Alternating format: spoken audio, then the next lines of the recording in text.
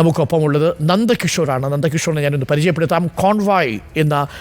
Convoy innovations എന്ന ഒരു കമ്പനിയുണ്ട്. AI സാങ്കേതിക വിദ്യ ഉപയോഗിച്ച് ഈ എങ്ങനെയാണ് ഇതിനെ നമുക്കൊരു സിമുലേഷൻ മോഡൽ ഉണ്ടാക്കാൻ സഹായിക്കുക. ഇന്നലെ നമ്മൾ സൂറത്കൽ പ്രൊഫസർ ശ്രീവത്സലയുടെ അനലിറ്റിക്സ് ആണ് ഉപയോഗിച്ചത്.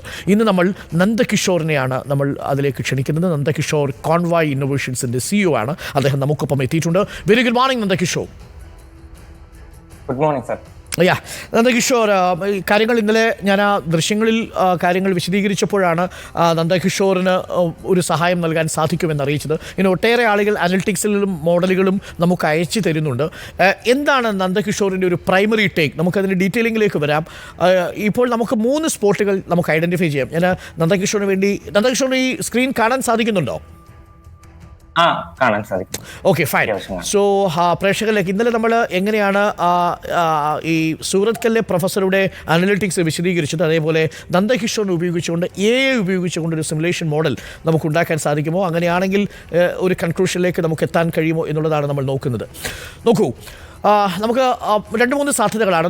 ഏറ്റവും മുകളിൽ ഞാൻ ഇതിൻ്റെ ഹൈറ്റ് പറയാം. ഇടിഞ്ഞു വീണ മല ഏകദേശം 180 മുതൽ 200 മീറ്റർ വരെ ഹൈറ്റാണ് ഈ ഭാഗത്തുള്ളത്. അതായത് 180 മീറ്റർ ഭാഗത്തുള്ള മലയും മണ്ണും പാറയുമാണ് ഇടിഞ്ഞു വന്നിരിക്കുന്നത്. ഏകദേശം 250 മീറ്റർ എന്ന് വെച്ചോളൂ. 180 മീറ്റർ ഏകദേശമാണ് റഫ് കാൽക്കുലേഷൻ.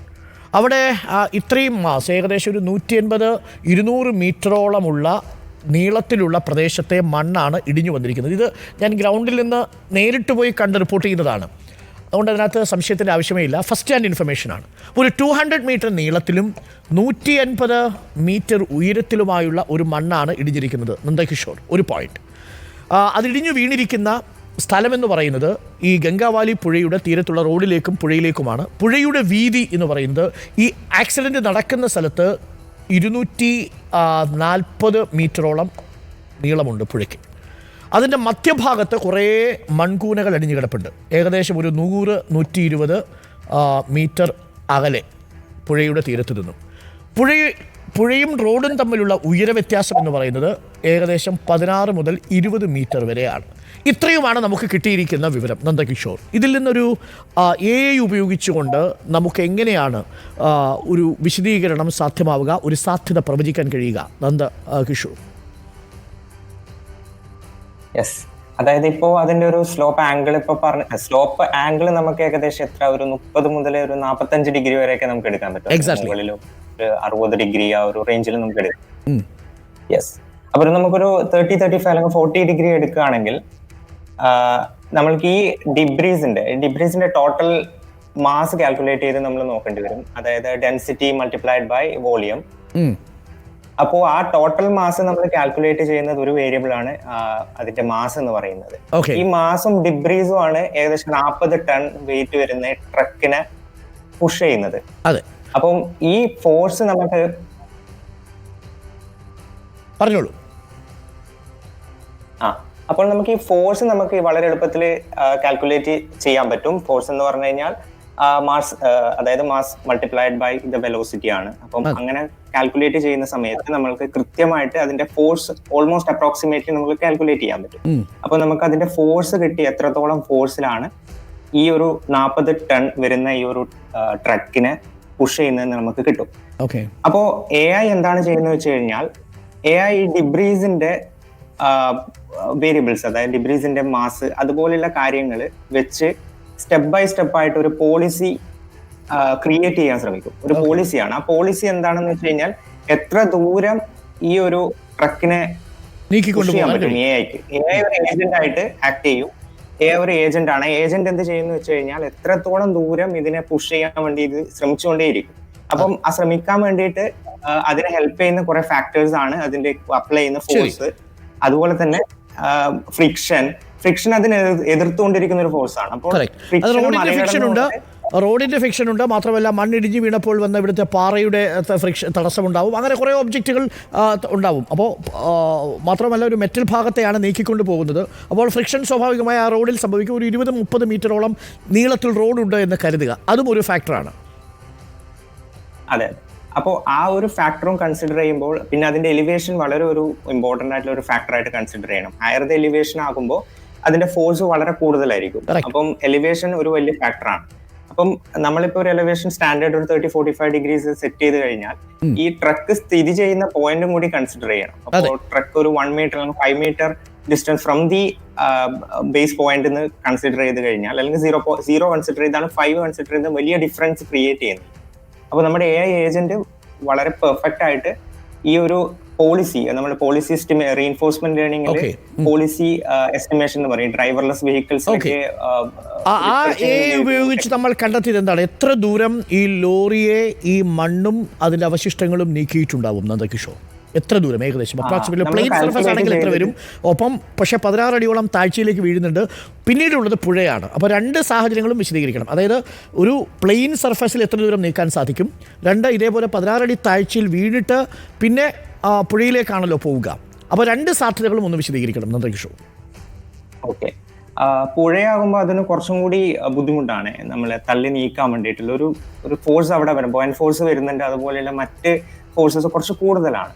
അപ്പോ അങ്ങനെ കാൽക്കുലേറ്റ് ചെയ്യുമ്പോൾ നമുക്ക് കിട്ടുന്നത് 128 metre from the point to this situation. അതായത് 128 മീറ്റർ നന്ദകിഷോർ പറയുന്നത് ഈ ലോറി പാർക്ക് ചെയ്തിരുന്ന സ്ഥലത്ത് നിന്നും 128 മീറ്റർ അകലെ ആവാനാണ് സാധ്യത. ഒരു പ്ലെയിൻ സർഫസ് ആണെങ്കിൽ, പുഴയല്ല കണക്കിലെടുക്കുന്നതെങ്കിൽ അല്ലേ? അല്ലല്ല, പുഴയിലാണെങ്കിൽ 128 മീറ്ററും പ്ലെയിൻ സർഫസ് ആണെങ്കിൽ 140 മീറ്ററുമാണ് നമ്മൾ. പക്ഷേ അവിടെ വലിയൊരു താഴ്ചയുണ്ട്, 16 മീറ്ററോളം താഴ്ചയുണ്ട്. അപ്പോൾ സ്വാഭാവികമായും ആ മൂവ്മെന്റിനെ അത് ബാധിക്കില്ലേ? അതിനധികം ഇൻഫ്ലുവൻസ് ചെയ്യില്ല. കാരണം ആംഗിൾ എന്ന് പറയുന്നത് വലിയൊരു ഫാക്ടറായിട്ട് വരുന്നുണ്ട്. ഇത് ഡിബ്രീസ് വരുന്നത് ഒരു ഹൈറ്റിലാണ് വരിക. അപ്പൊ ഇത് വൺസ് ഒരു ലാൻഡ് ക്ലിയർ ചെയ്ത് കഴിഞ്ഞാൽ ആ ഫോഴ്സിൽ തന്നെ, ആ വെലോസിറ്റി തന്നെ അത് വളരെ റാപ്പിഡായിട്ട് മുന്നോട്ട് പോവുകയും. ഓക്കെ, വ്യക്തമാണ്. ഇനി എനിക്ക് ഒരേ ഒരു അപ്പോൾ നന്ദകിഷോർ പറയുന്ന അനുസരിച്ച് ലോറി പാർക്ക് ചെയ്തത് ഇവിടെയാണെന്ന് കരുതുക. അതായത് മലയുടെ അടിവാരത്തിൽ ഈ ദേശീയപാതയോട് ചേർന്ന് ട്രക്ക് ബേയുടെ ഭാഗത്താണ് പാർക്ക് ചെയ്തത്. ലക്ഷ്മണന്റെ ധാബ നിൽക്കുന്നത് ഇവിടെയാണ് എന്നും കരുതുക. ഇവിടെയാണ് ലക്ഷ്മണന്റെ ധാബ നിൽക്കുന്നതെങ്കിൽ എക്സ് എന്നുള്ളത്. അപ്പോൾ ഇവിടെ ലോറി പാർക്ക് ചെയ്തിട്ടുണ്ട്. ആ ലോറിയെ മുകളിൽ നിന്ന് 150 മീറ്റർ മുകളിൽ നിന്നുള്ള പാറയും മണ്ണും വലിയ ശക്തമായ നീരൊഴുക്കും ഇതെയാണ് തള്ളിക്കൊണ്ട് പോവുക. ഒരു ഫാക്ടർ കൂടി നന്ദകിഷോർ നമ്മളവിടെ മിസ്സിംഗ് ആണ്. ആ ഫാക്ടർ എന്ന് പറയുന്നത് ഇത് പാറയോ മണ്ണോ മാത്രമല്ല, വളരെ ശക്തമായിട്ടുള്ള ചെറിയ സ്ട്രീമുകൾ അവിടെ കാണാം. അതായത് വെള്ളം കെട്ടിനിന്നതിന് ശേഷമാണല്ലോ ഈ ലാൻഡ് സ്ലൈഡിലേക്ക് പോവുക. അപ്പോൾ വെള്ളത്തിൻ്റെ ഒരു വലിയ തള്ളിച്ചുണ്ട്. അപ്പോൾ ഈ വാട്ടർ ഫോഴ്സും അതിനകത്തൊരു പ്രധാനപ്പെട്ട ഘടകമാണ് അല്ലേ? അപ്പോൾ ആ വാട്ടർ ഫോഴ്സും കൂടി നമ്മൾ കണക്കിലെടുക്കുകയാണെങ്കിലും 128 മീറ്റർ വരെയാണ് പരമാവധി വെള്ളത്തിൽ പോകാൻ സാധ്യതയുള്ളത് അല്ലേ? അതെ, 128 മീറ്റർ എന്ന് പറയുമ്പോൾ അവിടെ നിന്നുള്ള ഒരു ഡിസ്റ്റൻസ് റിവറിന്റെ എൻഡ് സോണിൽ നമ്മൾ കാൽക്കുലേറ്റ് ചെയ്ത് 76 മീറ്റർ വരുന്നുണ്ട്. റിവറിന്റെ എഡ്ജ് മുതൽ 76 എന്നുള്ളതാണ്. ഇതാണ് നന്ദകിഷോറിന്റെ മോഡൽ. ഞാനിതിനെ പോയിന്റ് എന്ന് വിളിക്കാം, നന്ദകിഷോർ പോയിന്റ്. അത് ഏകദേശം ഒരു 76 മീറ്റർ ഉണ്ട്. പുഴയിൽ അങ്ങനെയല്ല കേട്ടോ, അങ്ങനെയല്ല. നമ്മുടെ ആ ഒരു ട്രക്ക് എന്ന റിവർ ബെഡിലേക്കുള്ള ഡിസ്റ്റൻസ് 76ഉം അവിടെ നിന്ന് നമ്മൾ കാൽക്കുലേറ്റ് ചെയ്ത് കഴിഞ്ഞാൽ 40 മീറ്റർ മനസ്സിലായി. അപ്പൊ പുഴയുടെ തീരത്തേക്ക് 76 മീറ്റർ കാൽക്കുലേറ്റ് ചെയ്യുന്നു. ഒപ്പം പുഴയിൽ നിന്ന് 40 മീറ്റർ ആണ് കാൽക്കുലേറ്റ് ചെയ്യുന്നത്. സോ 40 മീറ്റർ എന്ന് നമുക്ക് പറയാം ഈ ഭാഗം. സോ 40 മീറ്റർ ആണ്. 40 മീറ്റർ ആണ്. നന്ദകിഷോർ ഏകദേശം ഇതേ സ്ഥലത്താണ് സിഗ്നൽ നേരത്തെ ലഭിച്ചിരുന്നതെന്ന് പറയുന്നു. പക്ഷേ ഒരു പ്രശ്നമുള്ളത്, ഇന്നലെ ആ ഭാഗത്ത് പൂർണ്ണമായിട്ടും അവർ നോക്കി. ആ 40 മീറ്റർ ദൂരത്തിൽ അവർ കാര്യമായി ഒന്നും കണ്ടെത്താൻ സാധിച്ചില്ല. പക്ഷേ താങ്കൾ നേരത്തെ പറഞ്ഞ 76 മീറ്റർ ഉണ്ടല്ലോ, അതായത് ഈ ലോറി കിടക്കുന്ന സ്ഥലം മുതൽ ഈ ധാബ വരെയുള്ള സ്ഥലം നമ്മൾ അളക്കുകയാണെങ്കിൽ ഏകദേശം 76 മീറ്ററോളം വരും, 70-80 മീറ്ററോളം വരും. ആ ഭാഗത്ത് ആ താഴ്വരയിൽ ഞാനിപ്പോൾ മാർക്ക് ചെയ്യുന്ന ഈ പൊസിഷൻ ഉണ്ടല്ലോ, ഈ പൊസിഷനിലാണ് ഇപ്പോൾ ഇന്നലെ തുടർച്ചയായിട്ടുള്ള പരിശോധന നടന്നത്. ഒപ്പം ഈ ട്രക്ക് ഇട്ടേക്കുന്ന ഈ ഭാഗത്തും ഏകദേശം ഒരു ലോറി ഇട്ടിരിക്കുന്ന സ്ഥലത്തു നിന്നും ഒരു 100 മീറ്റർ കഷ്ടിയില്ല, ഒരു 80 മീറ്ററിൽ താഴെ മാത്രമാണ് ഉണ്ടാവുന്നത്. കാരണം ഈ ഒഴുക്കുണ്ടാവാനുള്ള സാധ്യതയുണ്ട്. ഡൗൺ സ്ട്രീം ഇതിൻ്റെ ഡ്രിഫ്റ്റ് വളരെ വലുതാണ് ആ സമയത്ത്. അപ്പോൾ ഒരുപക്ഷെ അല്പം താഴേക്ക് കൂടി മാറി ഈ ലൊക്കേറ്റ് ചെയ്തിരിക്കാമെന്നാണ്.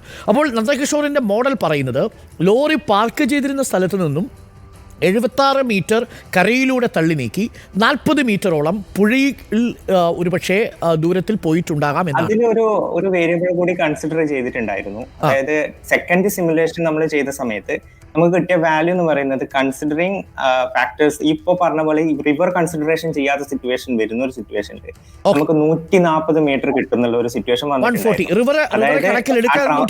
പക്ഷേ എനിവേ ഇത് പുഴയുടെ ഭാഗത്തേക്കുണ്ട്, ആ സ്ഥലത്തുണ്ടാവാനുള്ള സാധ്യതയില്ല എന്നുള്ളത് നമുക്ക് 100% ഉറപ്പിക്കാൻ സാധിക്കും. യഥാർത്ഥത്തിൽ ആദ്യത്തെ 4 ദിവസം ഈ അന്വേഷണം നടന്നത്, 4-5 ദിവസം ഈ അന്വേഷണം പൂർണ്ണമായും നടന്നത് കരയിൽ ഈ മണ്ണിടിഞ്ഞു വീണ സ്ഥലത്തുണ്ട് എന്ന ഒരു ഇൻഫർമേഷൻ്റെ പുറത്താണ്. പക്ഷേ അതൊരു മിസ്ലീഡിംഗ് ഇൻഫർമേഷൻ ആയിരുന്നുവെന്ന് അധികൃതർ അപ്പോഴും തന്നെ പറഞ്ഞു. പക്ഷേ ചില അൺട്രെയിൻഡ് ആയിരിക്കുന്ന ഇത്തരം രക്ഷാപ്രവർത്തനങ്ങളിൽ പങ്കെടുത്ത ആളുകളുടെ ഒരുപക്ഷെ ധാരണയില്ലായ്മയായിരിക്കാം. കാരണം ഇത്രയും വലിയ മാസ് അവിടെ നിന്ന് വരുമ്പോൾ 40 ടൗണുള്ള ലോറിയെ തള്ളി നീക്കുമോ എന്നതായിരുന്നു ഒരു പ്രാഥമികമായ ചോദ്യം.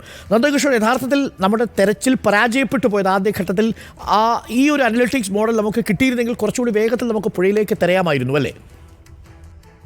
അതെ, വളരെ ശരിയായിരുന്നു. കാരണം നമുക്ക് അതിനൊരു പ്രഡിക്ഷൻ മോഡലിന്റെ അത്യാവശ്യമാണ് ഇതുപോലുള്ള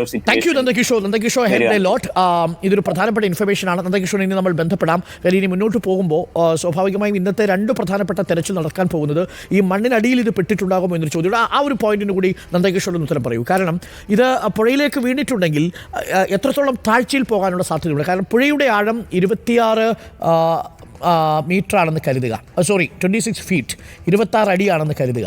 ആ 26 അടിയിലേക്കാണ് ഇത് വീഴുന്നത്. നല്ല ഒഴുക്കുമുണ്ട് ആ സമയത്ത്. അപ്പോൾ 26 അടി താഴ്ചയിലേക്ക് വീണാൽ അതിന് മുകളിലേക്ക് മണ്ണ് വീണടിയാനുള്ള സാധ്യതയുമുണ്ട്. അങ്ങനെയാണെങ്കിൽ നമ്മൾ ദൂരം കാൽക്കുലേറ്റ് ചെയ്തു, പുഴയുടെ എത്ര ആഴത്തിൽ എന്നുള്ളത് പ്രെഡിക്റ്റ് ചെയ്യാൻ ഈ AI മോഡലിന് കഴിയുമോ? കഴിയും, തീർച്ചയായും. കാരണം നമ്മൾ പറഞ്ഞതുപോലെ നോക്കുകയാണെങ്കിൽ ശരിക്കും ആ പുഴയുടെ സ്റ്റാർട്ടിങ്, അതായത് ആ റിവറിന്റെ എൻ പോയിന്റ് അല്ലെങ്കിൽ എൻ സോണിൽ നിന്ന് നമ്മൾ ഇപ്പോഴത്തെ ഒരു കാൽക്കുലേഷൻ പ്രകാരം 64 മീറ്ററിലാണ് ടോട്ടൽ 140 മീറ്റർ ഫ്രം ആ സിറ്റുവേഷൻ. അപ്പൊ 64 മീറ്റർ ദൂരെയാണ് ഇത് നമ്മൾ കാണപ്പെടുന്നത്. അപ്പം ഈ റിവർ ബെഡിന്റെ അവിടെയാണ് ഇത് പെട്ടെന്ന് പതിച്ചിട്ടുണ്ടെങ്കിൽ, ട്രക്ക് വന്ന് പതിക്കുകയാണെങ്കിൽ അതിന് മുകളിൽ മണ്ണ് കൂടി ഒരു കൂന രൂപപ്പെടാനുള്ള സാധ്യത വളരെ കൂടുതലാണ്. അപ്പൊ ഇതിനിങ്ങനെ ഡിപ്പോസിഷൻ വന്നുകൊണ്ടേ ഇരിക്കാനുള്ള ഒരു സാധ്യത ഉള്ളതുകൊണ്ടാണ് ഈ പലപ്പോഴും ഈവൻ പെനട്രേറ്റിംഗ് റഡാറിന് പോലും അല്ലെങ്കിൽ ഈ മോഡേൺ ടെക്നോളജിക്ക് പോലും നമുക്ക് ആ ഒരു സിറ്റുവേഷൻ കിട്ടാത്തത്. ഈ കൂനകൾ രൂപപ്പെടുന്നത് ഈ ട്രക്കിന് മുകളിലാണോ എന്നുള്ളത് ഒരു വലിയൊരു വ്യക്തമാണ്. Good point. Thank you Nandakishore. വളരെ പ്രധാനപ്പെട്ട ഇൻഫർമേഷനാണ് നന്ദകിഷോർ പങ്കുവച്ചത്. നന്ദകിഷോർ കോൺവോയ് ഇന്നോവേഷൻസ് എന്ന സ്ഥാപനത്തിൻ്റെ CEO ആണ്. ആർട്ടിഫിഷ്യൽ ഇൻ്റലിജൻസ് ഉപയോഗിച്ചുകൊണ്ടുള്ള ഒരു പ്രഡിക്ഷൻ മോഡലാണ് അദ്ദേഹം ഇപ്പോൾ ഡെവലപ്പ് ചെയ്തത്. അദ്ദേഹത്തിൻ്റെ പ്രഡിക്ഷൻ മോഡൽ പ്രകാരം AI ഉപയോഗിച്ചുകൊണ്ടുള്ള പ്രഡിക്ഷൻ മോഡൽ കൂടി റിപ്പോർട്ടർ പ്രേക്ഷകരിലേക്ക് എത്തിക്കുന്നു. വളരെ വളരെ കൃത്യമായ നിരീക്ഷണമാണ്. റോഡിൻ്റെ മറ്റേ അരികിൽ പാർക്ക് ചെയ്തിരുന്ന ലോറി ഏകദേശം 70 മീറ്ററോളം ഈ പുഴയുടെ തീരത്തേക്ക് നീക്കിക്കൊണ്ടുവരികയും അവിടെ നിന്ന് പരമാവധി പോകാൻ സാധ്യതയുള്ളത് പുഴയിൽ നിന്ന് പുഴയുടെ തീരത്ത് നിന്നും 40 മീറ്റർ അകലെ മാത്രമാണ്. എന്ന് പറഞ്ഞാൽ മൺകൂന കിടക്കുന്ന 100 മീറ്ററിലേക്ക് വരാൻ സാധ്യതയില്ല എന്നുള്ളതാണ് പോയിന്റ് നമ്പർ 1. അങ്ങനെയാണെങ്കിൽ ഇപ്പോൾ റഡാർ, GPR സംവിധാനം ഉപയോഗിച്ചുകൊണ്ട്, സോണാർ സംവിധാനം ഉപയോഗിച്ചുകൊണ്ട് സിഗ്നൽ കിട്ടിയിരിക്കുന്ന ഈ ഭാഗത്ത് തന്നെ ആവാനുള്ള സാധ്യത വീണ്ടുമേറുന്നു. AI മോഡൽ ഉപയോഗിച്ചുകൊണ്ടുള്ള ലൊക്കേഷൻ റിപ്പോർട്ടിൻ്റെ AI മോഡൽ ഉപയോഗിച്ചുകൊണ്ടുള്ള സിമുലേഷനിൽ നന്ദകിഷോർ പ്രഡിക്റ്റ് ചെയ്യുന്നത് ഈ ലോറി ഈ ഭാഗത്ത് മൺകൂനയിൽ പെട്ടിട്ടുണ്ടാകാം എന്നുള്ളതാണ്. ലക്ഷ്മണൻ്റെ ധാബയുടെ തൊട്ടു താഴെ ഈ പുഴയുടെ തീരത്ത് ഈ ലോറി പെട്ടിട്ടുണ്ടാകാം എന്നുള്ളതാണ്. അധികം പുഴയിലേക്ക് നീങ്ങിപ്പോകാനുള്ള സാധ്യതയില്ല. പരമാവധി 40 മീറ്റർ മാത്രമാണ് പുഴയിലേക്ക് നീങ്ങിപ്പോകാനുള്ള സാധ്യതയുള്ളത്. അങ്ങനെയാണെങ്കിൽ ഇത് വളരെ പ്രധാനപ്പെട്ട ഒരു ബ്രേക്ക് ത്രൂ ആണ്.